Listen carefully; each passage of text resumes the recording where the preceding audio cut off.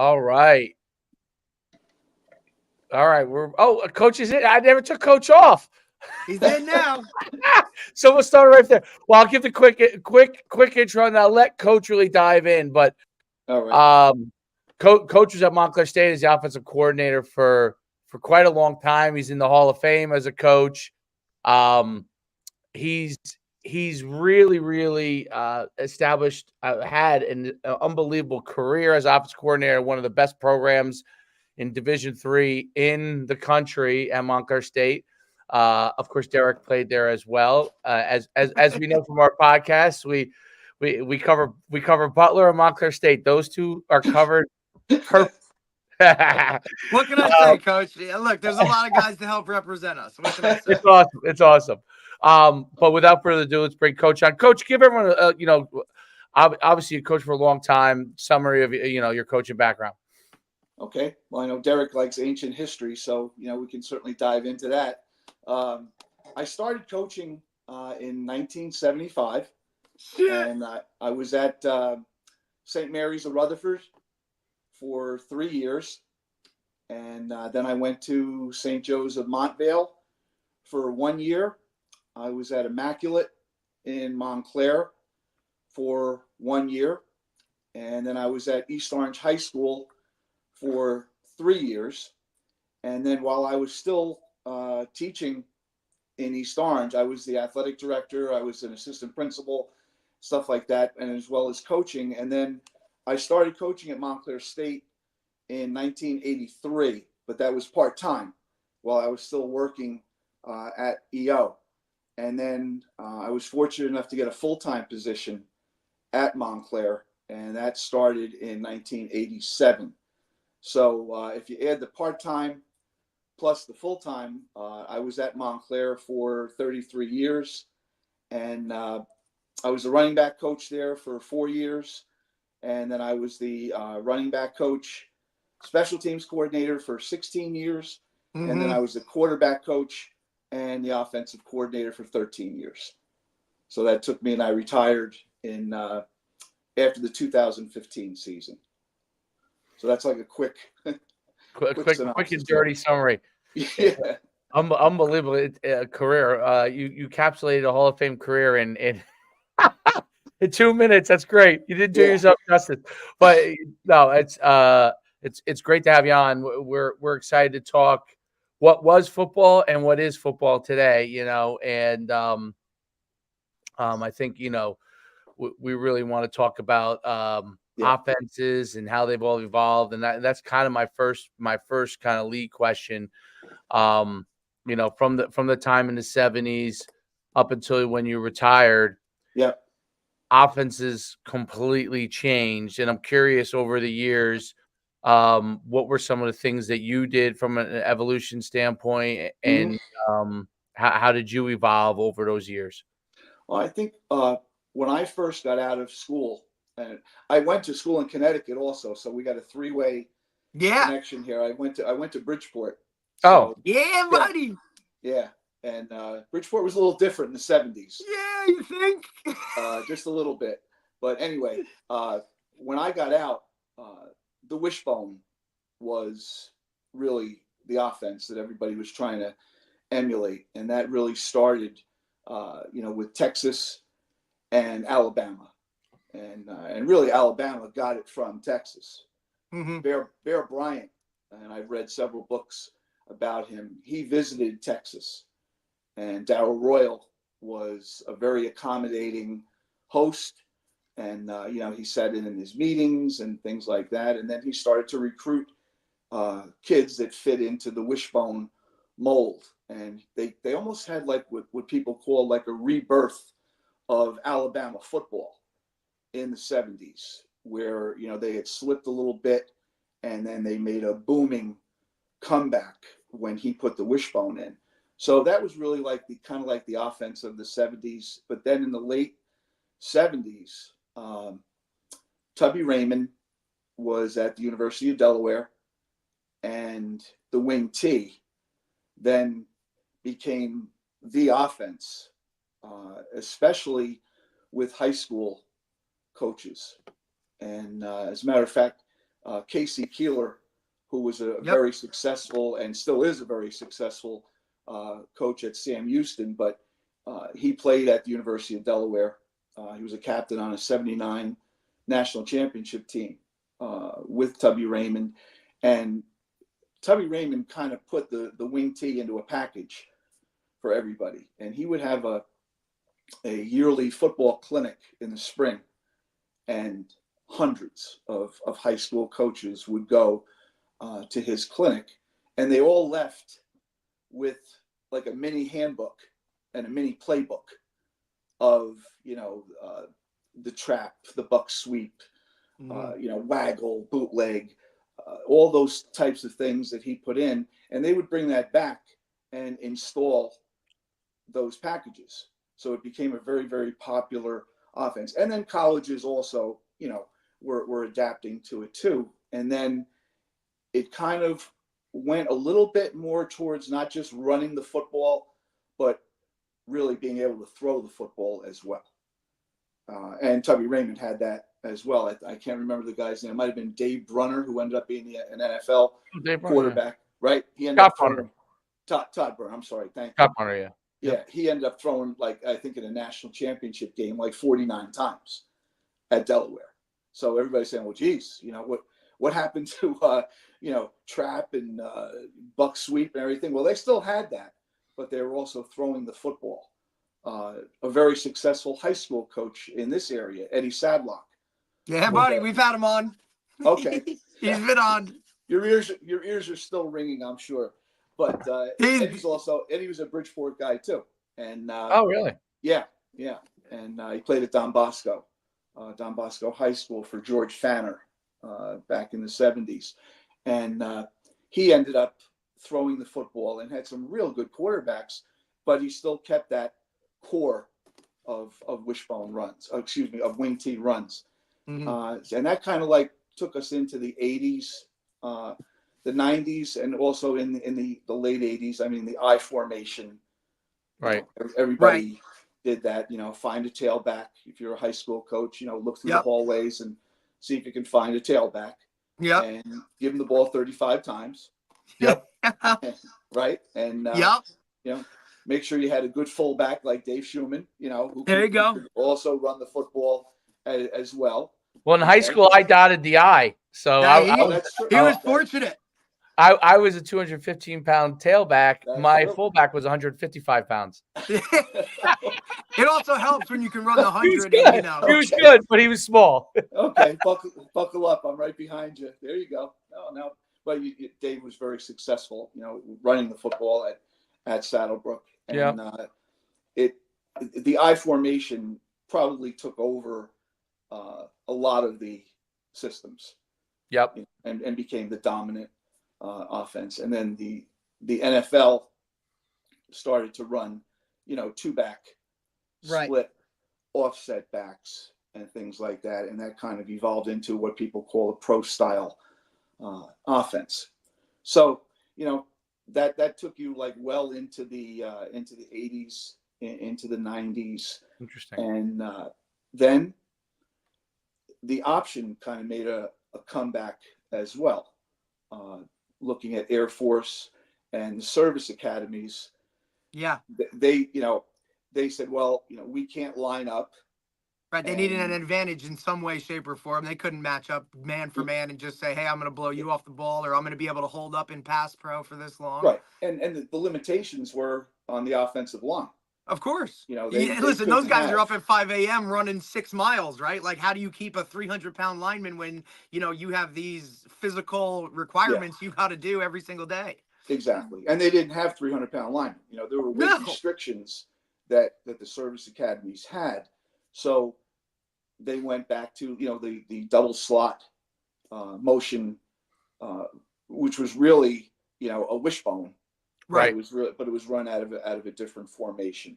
And Air Force kind of got it going again, but then slowly but surely all of the service academies went to it. So, if you watch the Army-Navy game, that was like a carbon copy. Both teams ran the same offense, and then the spread came in because defenses were really playing against 10 people. And, the quarterback really was not a factor in running the football that much. Okay. And the RPO then came along with that to now have a run pass option along with that. And now the recruiting, and Dave, you know this very well with your recruiting that you do nationwide, colleges started to look for quarterbacks that could not only throw the football, but could run the football as well.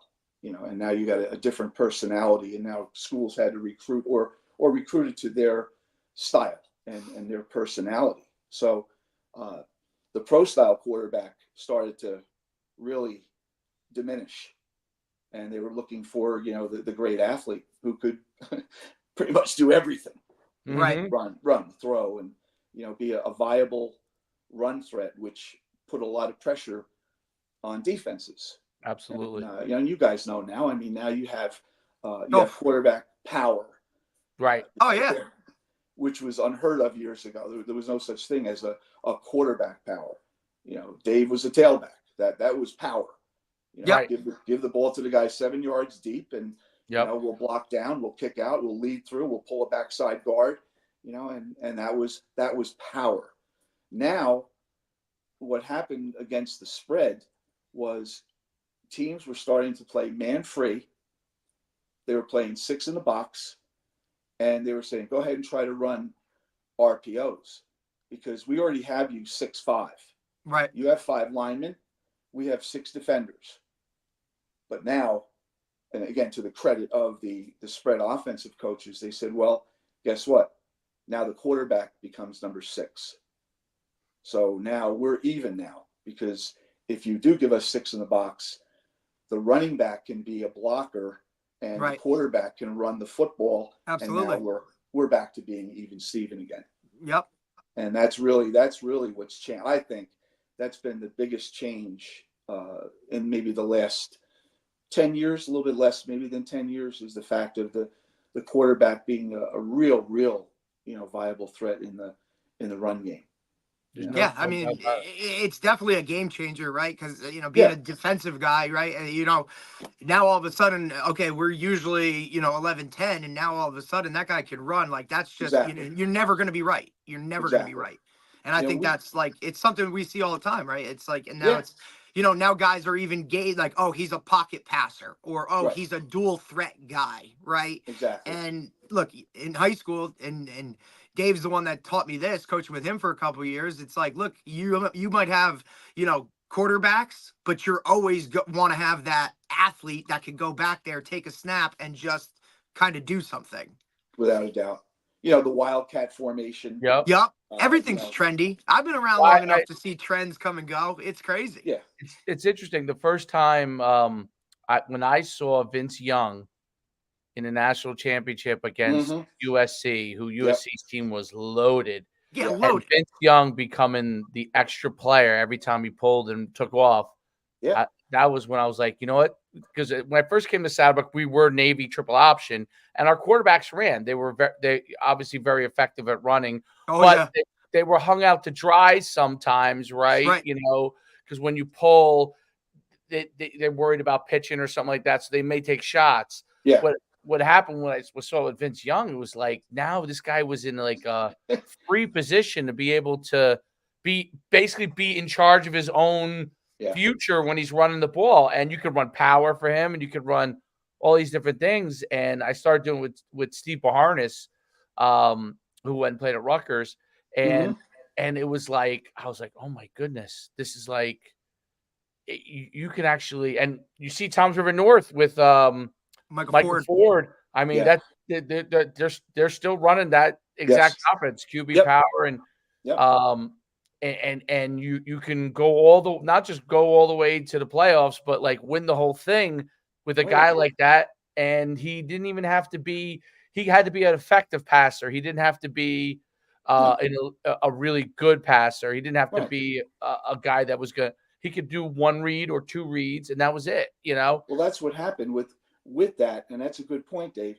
You didn't have to be a great passer, but a lot of times because of the fact of now the quarterback being able to run, the box became even tighter.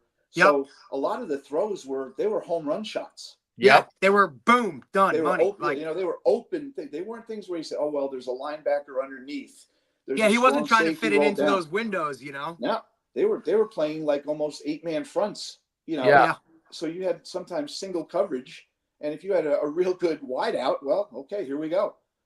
Even just a 3-step game, and throwing slants and fades off the cover, the technique of the corner, and they were high percentage throws. They really were. I mean, obviously the kid really high percentage throws. Yeah, they really were.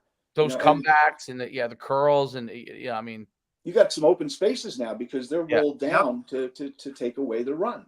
Which you really kind of look at, right? And as a high school quarterback, like that makes it a lot easier, right? Because now you're giving him a simple read. It's either this or that, right? One or the other. He has the ability. Yeah, he has the half the field. He has the ability to, if he misses, it's still okay, right? It's not. He's not looking for these tiny little windows that we're asking some guys to hit today. And then at the end of the day, it was us or nobody. Yep. And the route tree was, the route tree was relatively simple for your wideouts as well. So it's just a simplified way of being successure. Yeah. And you can get if you had a really good receiver, like one, and you're able to get him in space because they started to stack the box, that guy could catch 40 balls. So your star 50 balls. So your star receiver wasn't normally in a lot of those offenses where the QB runs a lot and the tailback's the other guy carrying the ball. The receivers start to get frustrated, but the guy who's your kind of star receiver is still getting a lot of targets because he's in one-on-one space most of the time. Exactly. So he doesn't get frustrated. He doesn't think, "Oh man, I'm underutilized." So it's interesting. And what else is really like when I coached with Brian Dunn at Old Japan.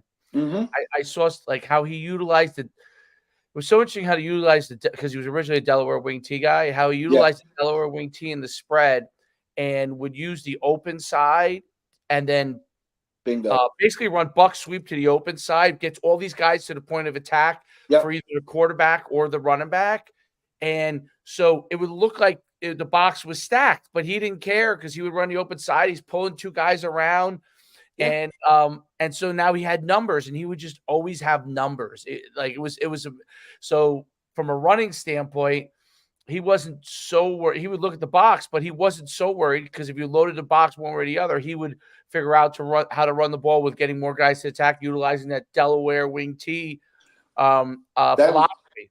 That was the good part about Delaware they would be able to bring somebody from the backside of where the point of attack was going to be, whether it be like you just said, whether it might be a guard. Delaware used to pull a tight end. Yep. Along with the weak side guard, and he, obviously he had to be able to run, but sometimes they would, step him back off, short motion him a little bit towards the center, and then get him as the second puller. So like you said, there was a way of getting numbers, and what we did at Montclair. I got this from now we were an I team. Right. Okay. We were an I formation team for a long time. And then we did go to a single back, but it was still I football. But I got this from watching an NFL football game, and which I didn't watch a lot of because Sunday was a work day, a long work day for us. Marathon Sundays. Exactly. And it was a Sunday night game, and the Seattle Seahawks were playing the Green Bay Packers. And this was like in 2013. And I'm watching the game. Russell Wilson was the quarterback. And they're running I formation football. And then all of a sudden, he takes a 3-step drop. And he hits that monster flanker that they had. Number 14. I can't remember his name. Anyway.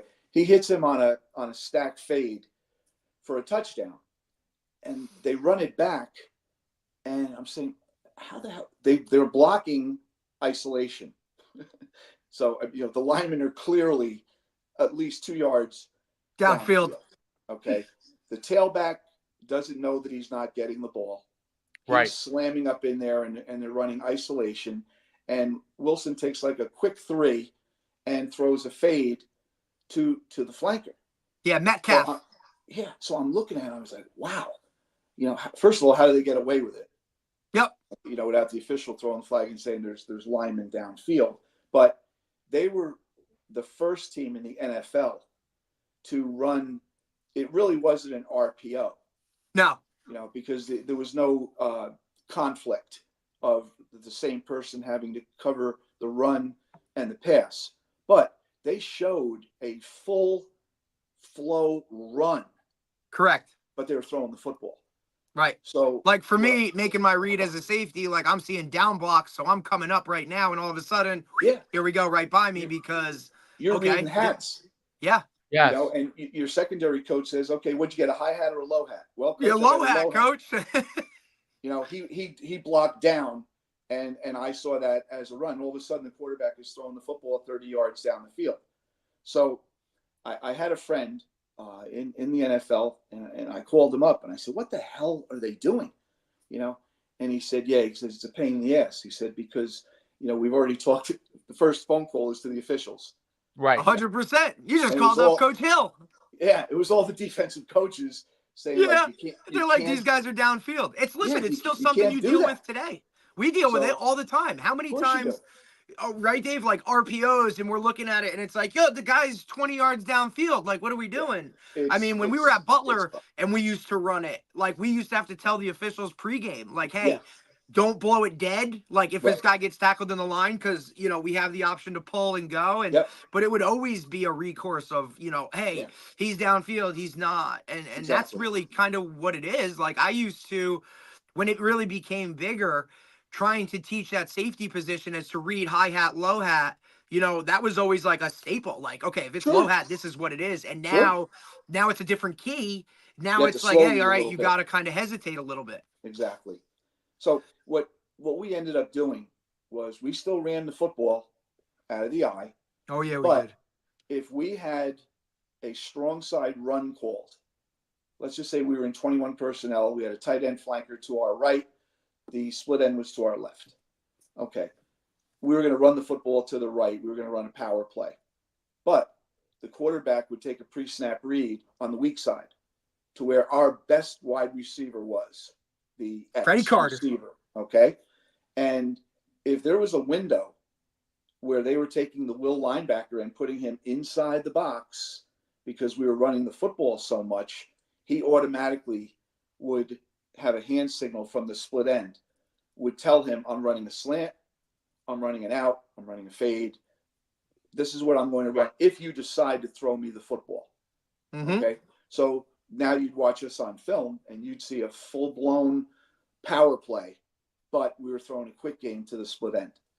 So that's where our RPO kind of evolved. And it's a matchup read. It's a matchup read. Exactly. It gives you the great opportunity to say, okay, like, I think this guy's better than that guy, but I'm still running my regular play. So if there's something I'm like, I'm running the ball.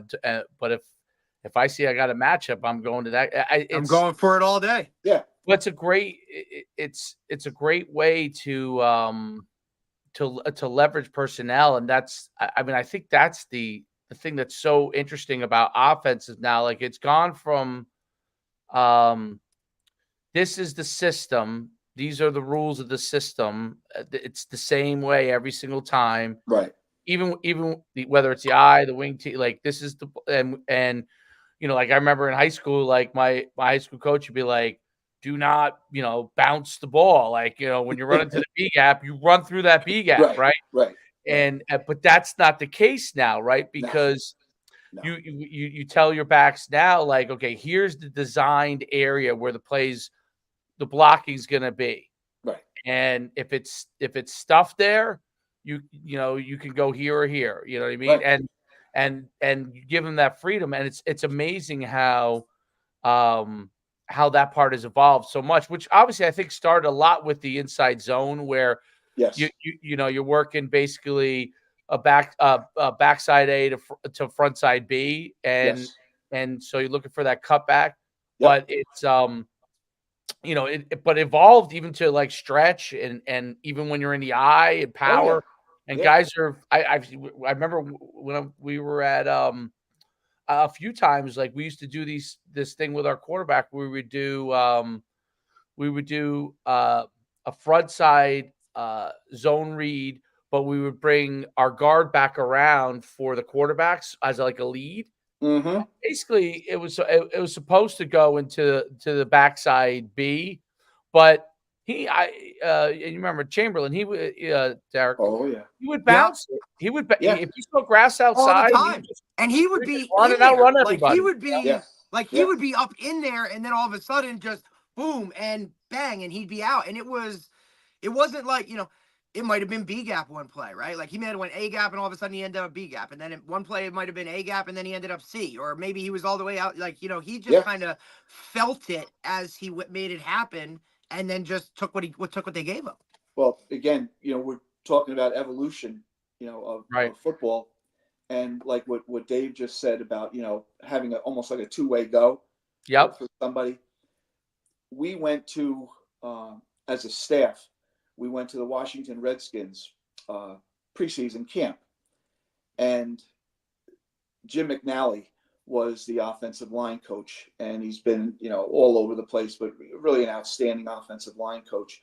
And our head coach, Rick Giancola, struck up a real good relationship with him that lasted, and they still have a relationship, but it went for like almost 30 years. And they would talk about, schemes and things like that. And they were putting in the one back run at that time, which started out as an inside zone, an outside zone, and then a wide stretch play. Right stretch. Yep. Wide stretch. So, we go to the camp, and all of a sudden they were simplifying it, saying, well, we're running off tackle, inside zone, and your read is going to be the 5 technique. If the 5 technique stretches to the field, now you're going to cram it, and you can look to stay inside, and then your second read is going to be off the nose if they're playing a 3-4, and you may wind it all the way back behind the nose guard. So all of a sudden, this was like in the maybe the mid 80s. When they had Riggins and those guys and the Hogs, and had a great offensive line. Gibbs? Yes, Joe Gibbs. Yeah, and all of a sudden we saw them winding back, inside zone. So we did it out of the I formation. We did the same thing. We ran off tackle, but we read the 5 technique, and all of a sudden we were cutting back behind the nose guard versus 3-4 teams. So it kind of evolved with. Now, like you had said, Dave, like, it used to be, hey, you put your head down and, go. Don't cut back. That's where we're blocking the play. Right. Just head down and. Yeah. Get me 3 yards. Coach, I could get you 30, though. Right. I used to get yelled at all the time. I did. Yeah, for bumping it. Yeah. Because, I mean, listen about it, too. Like, also, right like, there. Yeah, you're like, wait, right? And it's like, hey, if that lineman doesn't move him, you just run right into his back. It's like. You had the best view, Dave. You were 7 yards deep. Yes. Yeah. The coaches were on the sideline. I used to tell. I don't know if you remember. That must have been a pain. Like I could. Yeah. It was. I used to tell Joe. You remember the Alias? I don't know if you remember the Alias. Sure. So Joe Alley, my last year was the coach, and I used to tell Joe like I remember we get inside to like 5 or to 10, and he'd come in and I'll be like, listen. Just hand me the ball and I'll just bounce it and outrun everybody. Right. I'll raise it. All right, that works too. All right, that works too. Run that. You know, and that's as a coach, you can't be stubborn. Right. Because if you can see that, and that's how things, time changes things. Right. Like back in the day, it was my way, no way. This is my way, the highway. Like this is what how you we're do. Blocking it. This is where it's going to be. Yeah, but coach, what if they pinch? What if they give a full pinch and they take away the B gap run? Well, then you should bounce it to the D gap. Well, do you remember Steve Gertie? Sure. I coached against him. Yeah. Steve Gertie was a legendary. He coached at Saddlebrook my first 3 years. And then, but he ran a play called Derek. It was called the Scissors. And I don't know if you remember the Scissors, but from the tailback, I was back 7 yards, and you would take 3 steps to the right, and then both guys would pull around. It was just con power, but like you see today, but it was today it's a fast moving play. It was slow. Right. So it was either a home run, or you got smoked. You got waylaid, and he used to walk the steps with me, and Gertie was as old school as it get. Like literally, was in Burma in World War II. Like, I'm not kidding. Like, look the stories up on him taking the leeches off with his knife as he was going through like the jungle. Okay, he was. I can't remember the famous group that he was a part of when the Burma Road. That was it. Burma. He was the group that. So he was a tough guy. But he would, you would take shot after shot, and he'd be like, "Just stay with it." And every once in a while, it would hit. But he used to scream at me for rushing the scissors, because my whole thing would be like, if I could just take one step and go, I could get into the hole faster. But it was so interesting. The 90s was when everything was really starting, like going towards where Derek was in high school in the early 2000s. Where that 90s period was going from the eye to all new offenses, where like with Glenn Rock and Al Diet when he started running the run and shoot. You guys obviously a Butler run and shoot. So it was that Patterson time period where Coach it was a Wembley big started to do shift. some of it.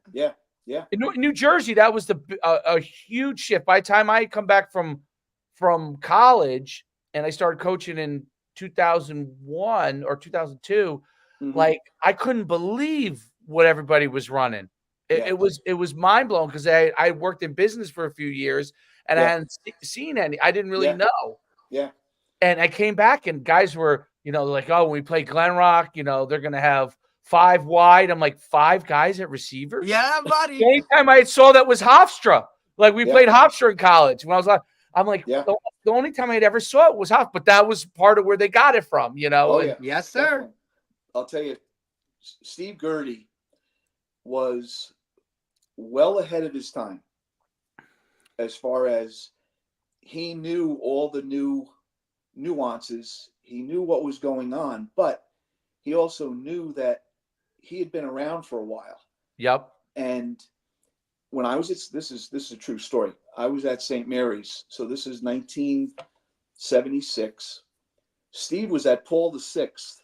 Yes. If you remember that. I remember him telling me these stories. I remember we used to play Paul VI because he had an affinity for them. Well, let me tell you, we didn't play them until maybe the 6th game of the season, and all the coaches in the league were in their 20s. I mean, I was 22. Right. Our head coach was 27. Everybody was in their 20s. Steve was like 20, 30 years older than any coach in the conference. Okay. So what does he do? He runs a single wing. Mm-hmm. That's interesting. Yeah. And let me tell you, guys they didn't know whether to shit or fart, in plain English. That's right. Unbalanced line. Yep. He liked that stuff. Yeah. With a blocking back in between the 2 tackles. The tailback could run and throw. 1975, he had a dual threat running back who could also throw the football. That was his best athlete. Yep. He had and people were going crazy trying to defend him, because they were calling up their high school coach and going to the library and what do I do? Old film about the single wing, and he used to just laugh his ass off, because he knew that he knew what he was doing, and he knew the offense cold, and he was very successful. He also probably knew what they were going to do defensively to try and stop him. So it was like, hey, okay, you do this, I'll do that. Like he was way ahead of the chess game. Derek, this guy, he was by the time he coached me, he was probably in his early 70s. Mm-hmm. But Steve Gertie, defensively, he was everybody nobody really blitzed that much at that time, and he used to use the 5-3 stack. He would blitz everybody.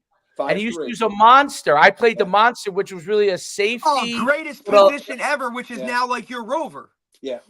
but you would line up behind the middle linebacker. And then So just you weren't quite, yeah, you just read the tight end. Yeah. And if the tight end blocked, you just came you were at like 7. Yeah. I mean, can you imagine having your feet at safety at like 7? Yeah. I was played like most of my 7 career or at 8, 8. but it's okay. Yeah. High school, I You must played be at right. 9. It was Yeah. awesome. Yeah, it was so interesting how he would do that. And but he used to give people fits, and it Yeah, he was did. I wish I had him when he was younger, because obviously he Yeah. was starting to get older, and he was Yeah. Yeah. not as he was a gigantic man, Derek, too. Oh, he was a big When I guy. mean gigantic, Big man. Like Paterastro big. Yeah, kind of like Vic. Yeah. at 73, he was 6'4", 6'3.5", 6'4", and probably weighed about 275, 280, but not Yeah. fat. No, He was an he's a big old man. guy. I mean, his hands were like, Yeah. Kind of like Dino. Do you Kind of remember like his Dino. son?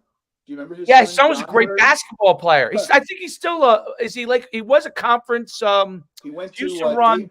he went to Davidson. Yes. And he averaged like 39 points a game. He was an Oh, that's not unbelievable bad. basketball player. Yeah. He was Great unbelievable. athlete. That was his son. See, I think that's so interesting too, because like even like my couple years when we were at Montclair, like offensively, like we did things, but we were, like we had a great tailback in Ryan McCoach, who was a Morris Hills kid. Yep. Jeff Bliss, put it this way, Dave, Jeff Bliss, and I you know remember him well, him, yeah. Bergen, was his backup. And then New the Milford, freshman we had coming, we had a kid, Jimenez, also. Jimenez From was Waldwick. from Waldwick. Yeah. And then Oh, we he was had great. Chris, I coached and him. then we had Chris DeAndrea, who was just coming in From Union. he turned out to be an absolute. I think it's because we beat the shit out of him so bad when he was a freshman on scout He team. took his But, lumps. dude, Cornell and those guys used to tee off on his little ass, but it was great because he got it, He's like, dude, I'm gonna get. But we had really good running backs, and look, Chris ended up leading the country in rushing his senior. yeah, Wow. stud. Yeah. Oh, he was a stud by the time he was a senior. But it was also like. We also had Michael Jump as a quarterback who came in from LaSalle, who was, a great, I don't know. I guess I'd call him. I think everybody puts game manager as a negative type thing, but Michael knew exactly what he needed to do for us to win. And he never tried to do too much. He never put us in a bad situation in terms of throwing picks and doing all that kind of stuff. So we used the ground game. I mean, we had a fullback who was, we had a Vercatapane who was an all-conference guy. His younger brother was a Western Michigan kid, Nick. But the brother Vinny was great as a fullback. Yeah, we had, Jeremy Mercer as a tight end who was an absolute stud too. I mean, Middletown and South. like I said, I tell Dave all the time, the offensive line that we had, right? Those 5 guys, 4 of them are now coaching, right? Yeah. Like. They were so smart and just good at what we did. It also helps when Coach G, is your offensive line coach. Yep. That helps a little bit too, you know. But the offense that we put together, it wasn't explosive, it wasn't fancy, shiny, or any of that stuff. It just got the job done, and then we played defense and special teams, and that's how we won at Montclair when I got there. And that really kind of was a little bit different because, before that, there was always a really good quarterback and a really good wide receiver, right? Like there was those guys like late 90s. They scored some points, right? When you were the special teams coordinator, like those guys scored points. And then Eddie Collins was the quarterback. Oh, stud! I think he had a cup of coffee with the Jets or Giants or something. Giants, yeah. But as it evolved, when I got there, it was all right. Offense is going to do this, but defense and specials, that's where we're really going to start to make our mark. But the conference was changing. Yeah, it was changing. And I think part of, when I called a game as the offensive coordinator, I always called the game to the defense. Yeah. Meaning that I didn't want to put our defense in a bad position. Now sometimes that meant, okay, maybe, we did punt. We didn't. We were good at that. Don't worry, we were good at that. Right. But we had Steve Lajerman, who was one of the greatest. Like he was nasty, excellent punter. We had weapons, but we had a very good defense. So there's nothing wrong. That's where sometimes guys, their ego gets in the way. 100%, coach. And they say, well, we only scored 23 points. Well, did you win? Yeah. Yeah, Look, we didn't care if it was 23, Michigan won the 21. national championship. Michigan. Great point. Look how they did it. Great point, Dave. And we've talked about how like some of that is coming around full circle too, where Michigan.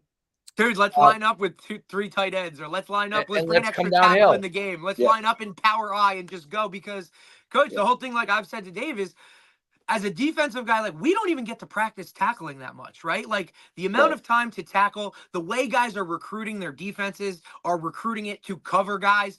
Everybody's in nickel. I mean, look at the end of your career. How many times was Coach Agresta ever in like lined up in a 4-3 front with 3 true linebackers on the field? That stuff started to phase out where now you're nickel, you're dime, you have more DBs on the field. I don't know if they could, if somebody lined up in the T, I don't know if anybody could freaking tackle. See, now you've hit on a real good point, and this is what probably from I retired in 2015, so I would say maybe from 2008, maybe your senior year was 07. Yep. Like right in that, from starting in maybe 07, 08 until I retired, which is about 8 or 9 years. The 3-3 defense. Oh yeah. Was, and just for a joke though, that's what Steve Gertie was playing. Right. In the 70s. He was playing a triple stack 3-3 and blitzing the shit out of people from all over the place. Okay. Yep. And that was like 45 years ago.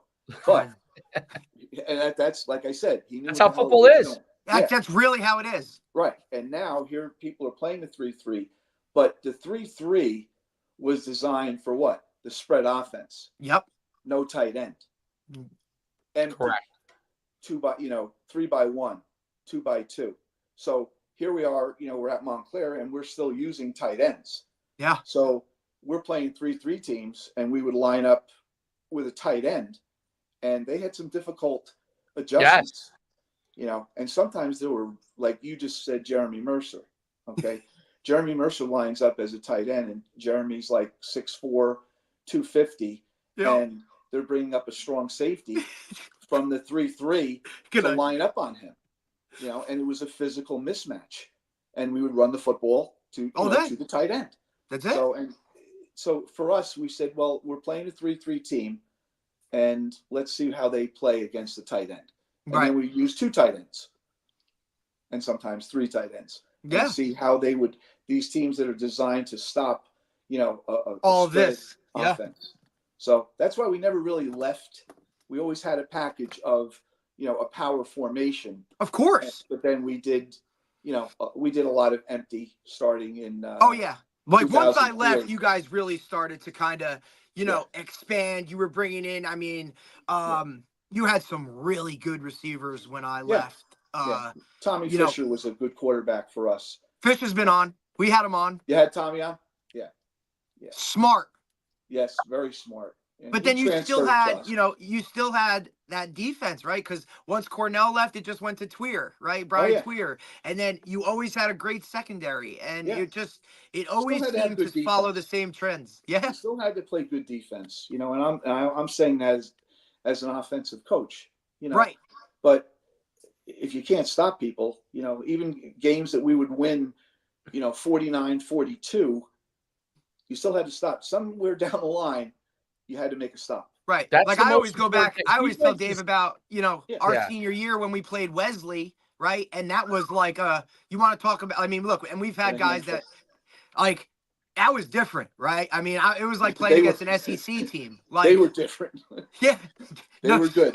They were excellent. But and Dave gets it now because, we've had Coach Garrett on and all these guys, and they talk about like the Division III level of, like, guys just don't know the talent that was there, right? Like, how many times have I told you, like, I played with better guys at Montclair than I did at Sacred Heart, right? Like, and that was FCS. It's just a matter of, there's a lot that goes into that. I think what a lot of people misunderstand, and sometimes it's high school coaches too, they misunderstand that there's different levels of Division III football. Okay.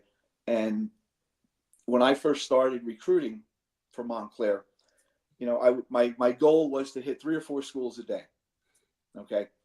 And usually on my way to the next school, I had slammed my door. Like I couldn't wait to get out of that school because the coach said, we don't have anybody for you that, we don't have any Division III players. And I would say, well, what do you mean that, by a Division III player? And he said, well, our linemen are pretty big. They're, 250, 255. And I'm saying to myself, you got to go to a Montclair Wesley game or a Montclair Rowan game and watch the level of football that's being played. Right. Now, of course, Rowan they were doing NILs. When I mean by NILs, they had transfers in the 90s. Right. Because when Keeler was there and they Keeler, went to the national championship, Keeler. everybody was a Division I kid. And guess what? It actually started before Casey Keeler. Oh. Okay. Do you guys remember John Bunting? Yes. Yeah, I remember John Bunting. Played the NFL with the Eagles. Yep. Okay. So he takes over at then it was Glassboro. Okay. Yep. And we used to go to the college nights, Yep. And so we made a relationship with him, and he came up to me. This was like 1989, and we had beat them. I don't know, like maybe 32-5, 32-0, something like that. And I saw him at the college night, and he goes, "I can't win this way." And I said, "What do you mean?" He goes, "You're like, oh boy, here it comes." He goes, I can't win this way. He goes, "I got to get kids who can come in here and play right away." And that's when the transfer philosophy started, right, at Glassboro. And then John went back to the NFL, and Casey Keeler took over. And kept it going. Oh man, he turned it up. Then he played in 5 Stag Bowls. Yeah. He played in 5 national championship games, but he had kids that were, coming home from North Carolina State, Penn State, you name it. But that's I remember there was a running back. What was his name? When I was a senior, the kid who was first team All State went to like Laramie Furman, maybe was his name. He went to like Louisville or somewhere, and I remember a couple years down the line, I just saw back at Rowan. Name, and he was at Rowan. He was the running back at Rowan, and he was a stud. He went he was. I was, I don't know what happened, Dave. But yeah, Rasiopi was killing. He had a defensive lineman. He had a defensive lineman who he ended up being the head football coach. Was very successful for a couple of years at Cedar Creek down in South Jersey. I can't remember his name, but he was a defensive lineman. He transferred from NC State to Rowan. Played for a year. He had 1 year of eligibility left. Then he got drafted in the 6th round by the NFL. Yeah. So when they were humming for a while. They were really, really good for a really long time. When a coach would say to me, he goes, "Coach, I got a kid for you," and I would say, he goes, he'll be a good Division III player. Oof. And in the back of my mind, I would see this kid from NC State. Yeah, you're like, oh boy, they're bringing in some kids that are, Wesley had a wide receiver who transferred from Oregon, and we played him in the NCAA playoffs. This kid was like 6'5", 220 pounds. He was scary. So that's Division III football. It's not just all kids coming right out of high school. The transfer thing started. Different levels, like Montclair State's conference versus the NJAC versus I don't. Even though it's changed bad a lot, football, but Albright's versus like the conference that like Albright's in. It's a different level. But you go out to Western. Well, I don't know if they're still good, but they used to have like the Alleghenies were good. Oh yeah, they played them in the playoffs. They played them in the playoffs. Yeah, I mean, but listen, but then Dave, but then you you got your Merchant Marine. Then you have the ones that aren't. Yes, you got your West Cons of the world. Like I get it, but Coach, I was in awe of hey, Cortland just won the fucking national title. Holy shit! That used to be the game of the year every year when we played. I never got a piece of them, but. It was okay. I mean, they were good, but they weren't in my eyes. It wasn't national championship good. No, you're talking. Really solid. I mean, look, you've had the ability. You've coached for so long, right? And you've seen all the.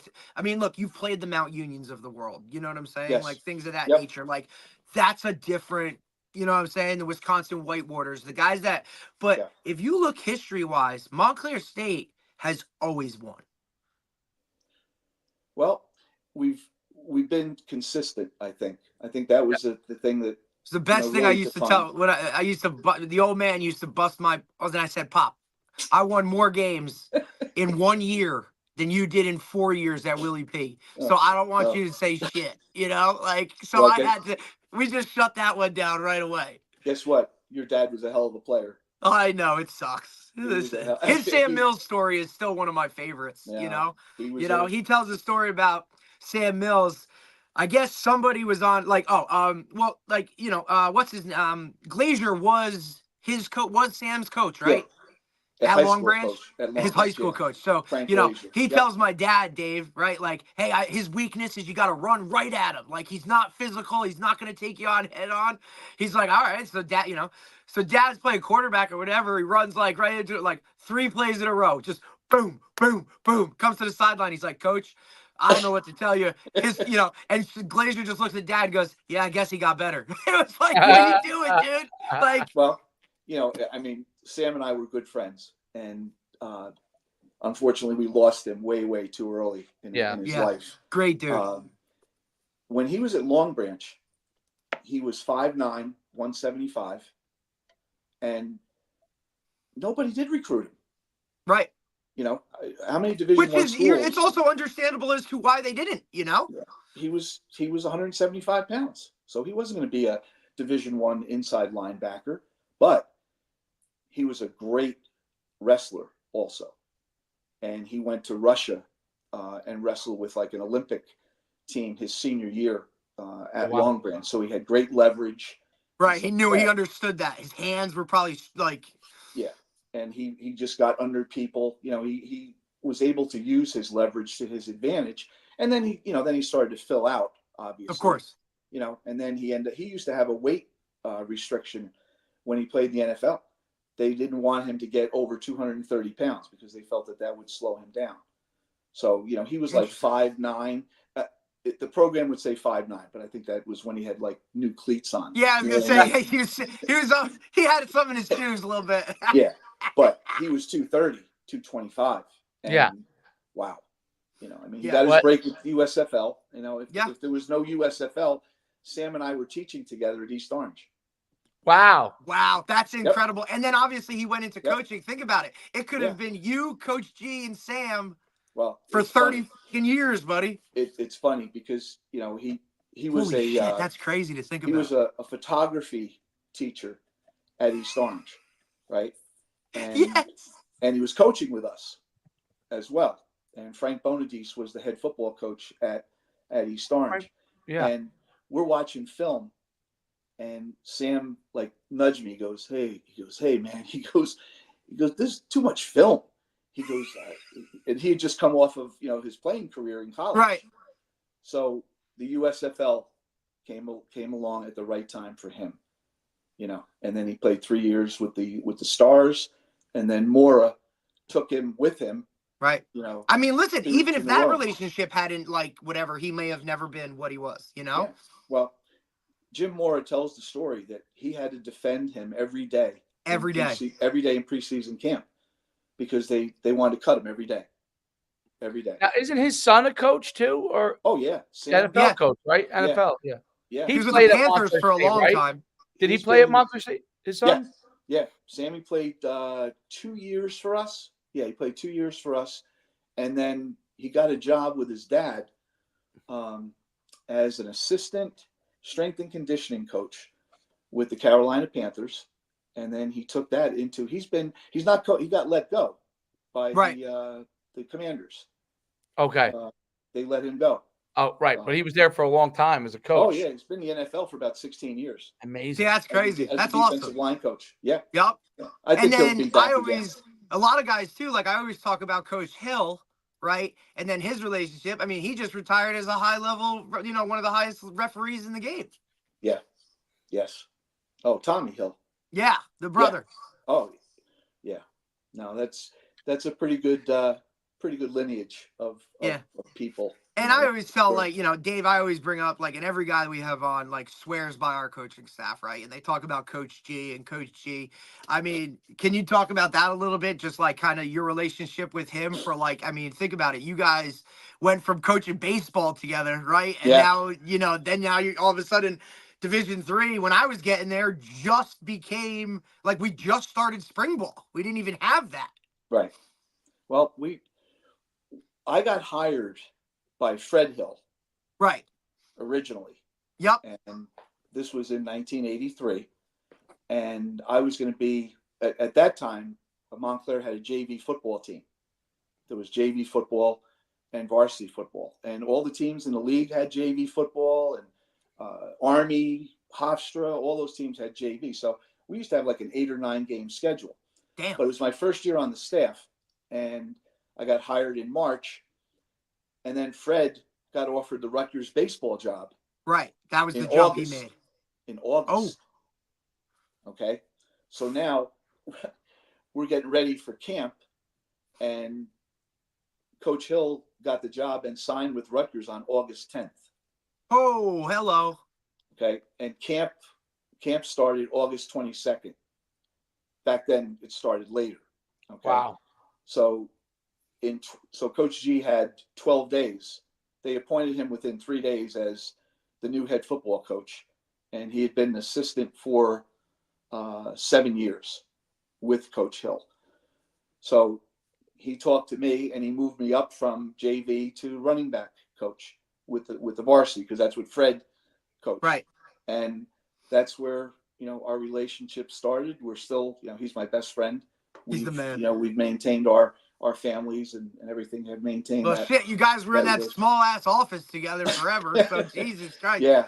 And then Dave, I've never seen too. You would be in awe of the fact that, like, this is the head football coach's office, and Coach O's like desk was like here. And there's like it wasn't just like Coach G's own office. It's kind of like how you two guys are right now. Yeah, kind of like literally, like they were literally, like, I remember my first day on campus, I walked in there and Coach O was just getting off the field for practice, and Coach G's sitting there like a freaking sweater, right? Yeah. Like he just showered or whatever. Coach O's in there like sweating his ass off, and I'm like, wait a minute, like you guys have desks next to each other? Like, well, it's changed a little bit now. Coach Palazzo. Yeah, listen, and it's something that, it's nice. It's really, they're putting what they need to. And, look, like you were with, I mean, how many years have Palaz coached with you? Mike was an assistant for 9 years. Right. And he was literally like, that guy that was at the other desk, you know? Yeah. So he left for a little while to go to Townsend, but got that little fix, came back, and now, listen. He was a quality control guy at Townsend. He slept on the floor,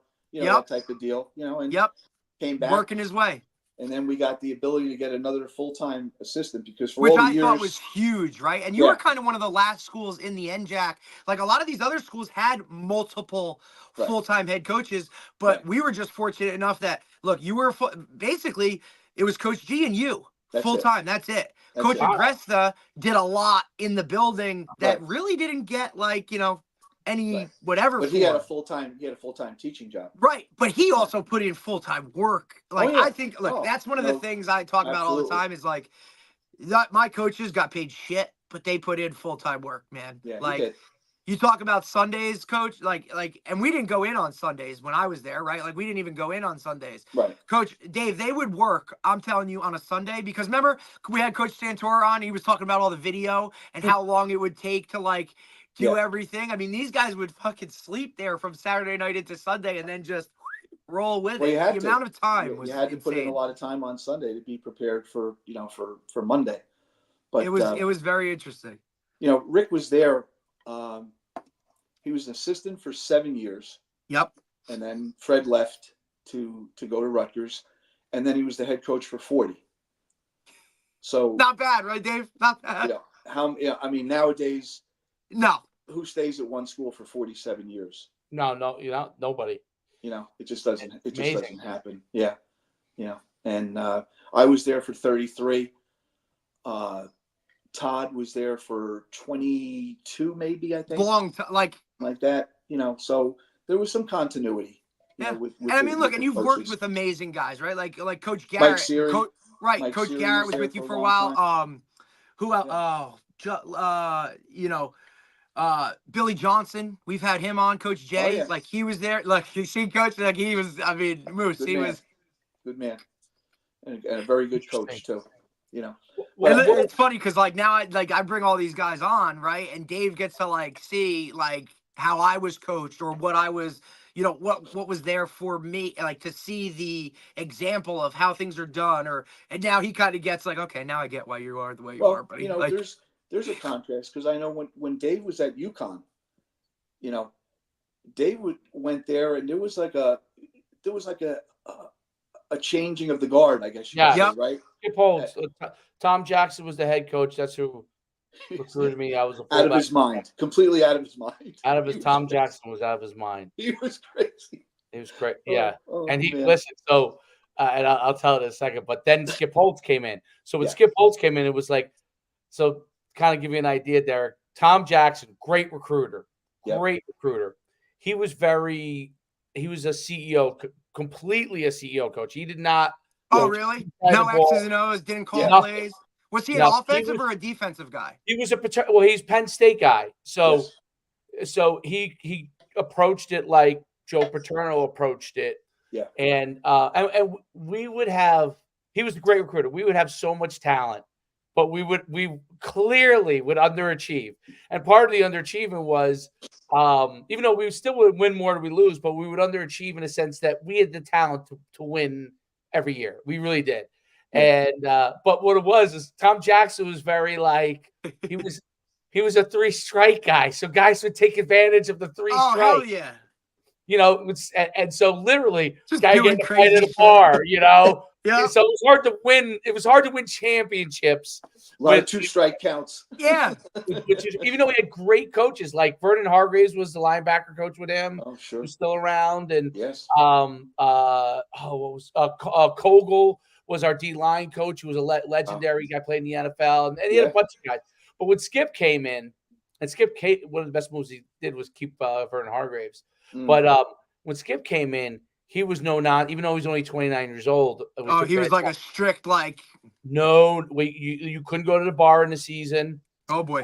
Yeah. Oh yeah. Like it was. His dad gave him a lot of insight. Yes. And it turned the program. It did turn the program into higher achievers. But what was interesting, we won a lot of games with him. But what was interesting, I still don't think that as good the players that he got, I still think Tom Jackson, as far as pure would talent, have done better. Tom Jackson did a better job of recruiting talent. But Skip knew how to develop them. Skip had the staff to mold them. I mean, he had Greg Hudson on his staff. He had Hargraves. He had a lot of like guys that went on to really do great things. And obviously, Skip is still coaching. He's the head coach of the Birmingham. He's in the UFL, right? Yeah, he's so he really did a good job. But it was, I could see why Tom Jackson was a good recruiter. I was at St. Mary's. I'd been there for 2 years, and I interviewed for a GA's position at Yukon, and I got it through Andy Blaylock, the baseball. Oh, Andy, yes, okay. Still there. Great guy. And great guy. He got me the interview for the GA's position, and the head coach at that time was Walt Nadzak. Yep. Okay, and Tom was an assistant, and you could just see that Walt was a very good football coach, but he was straight-laced and everything. And Tom was a little more loosey-goosey, but he had a great personality. He was so easy to talk to and everything like that, and he knew a couple people that I knew and everything. And it was to be a football, baseball GA. Wow. But the phys ed department insisted that I teach there. And I wasn't going to do that. I wanted to just, want to coach football and baseball. So, I didn't end up getting the position, but I met Tom, and you could just see his personality was so easy to, I only met him once, and you could just tell the way he was with people.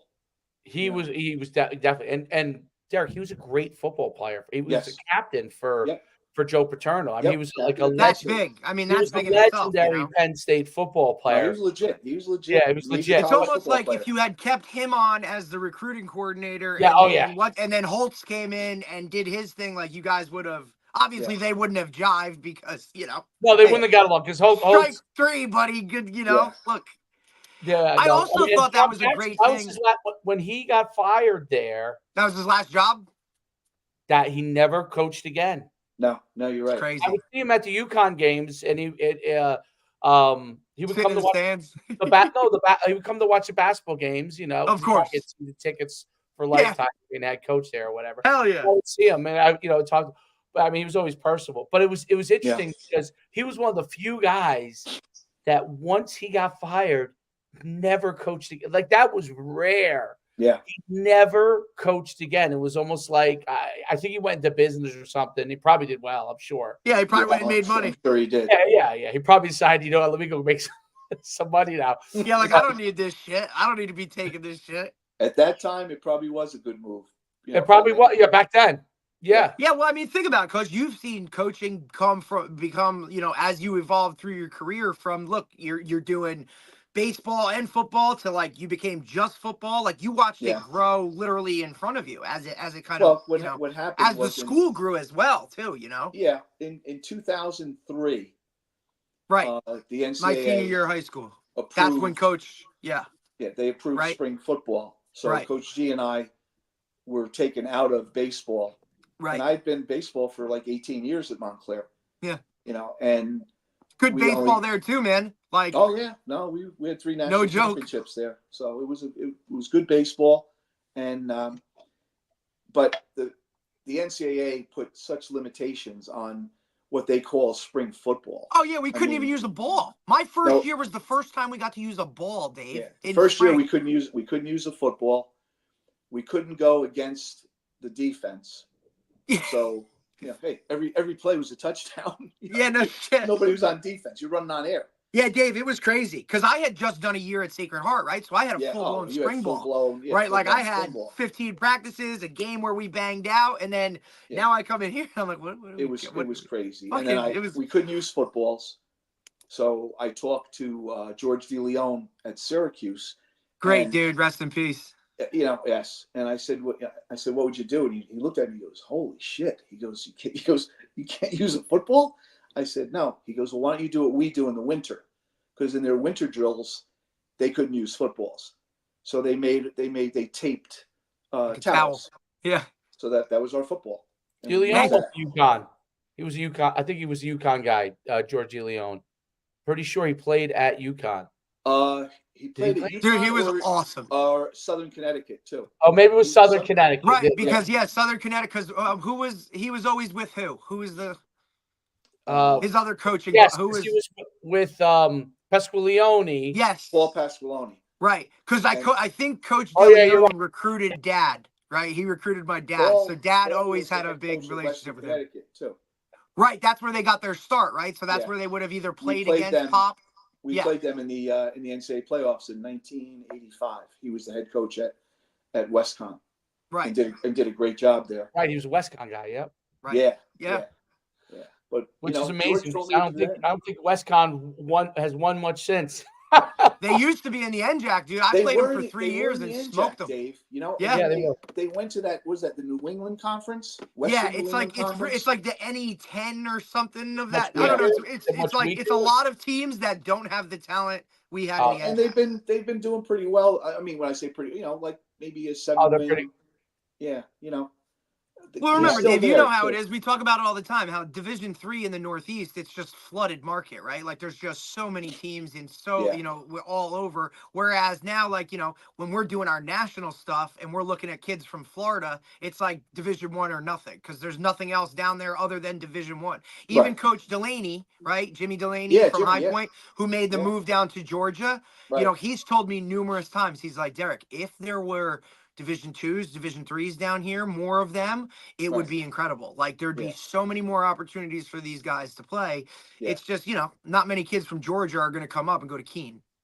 Right? Not many of them are going to come up and go to Montclair State. That's not really like, that's not the market that's there. Some guys have tried that, some jersey. Well, obviously, Greg Schiano has done it, but that's a different level of football. So he has gotten Florida, and that was his place when he was at Yeah, Miami. but you guys never recruit. Look, you guys had your counties in New Jersey. That's who you recruited, and that was it, right? And you were always the shore guy.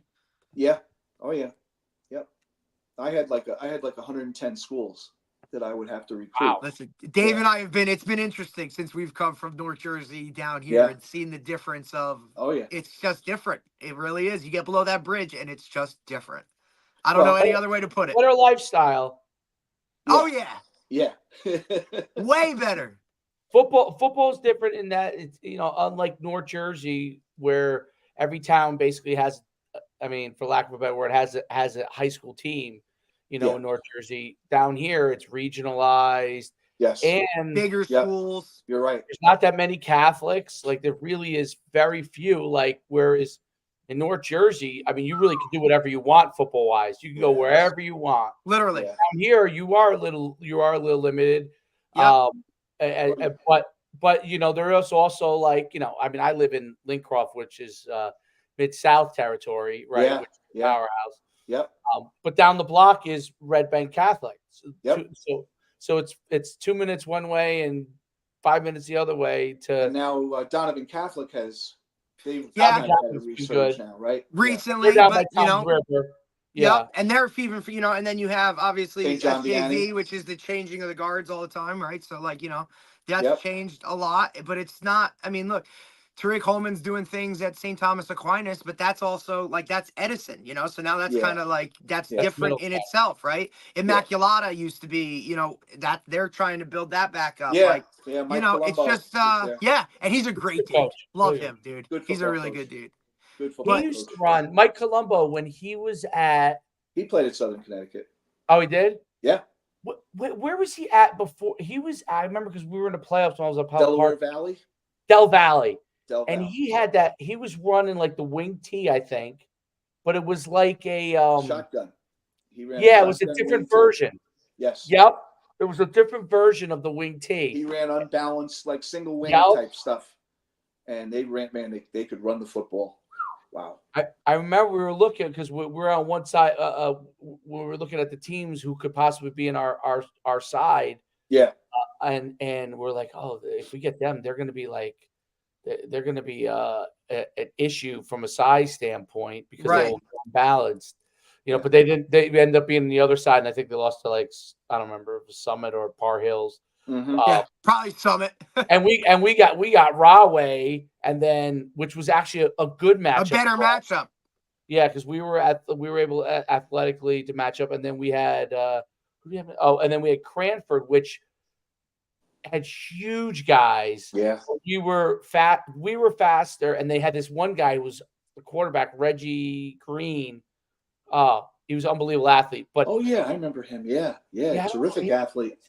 I don't know what ended up happening though. Yeah, he did. He did go to Pitt.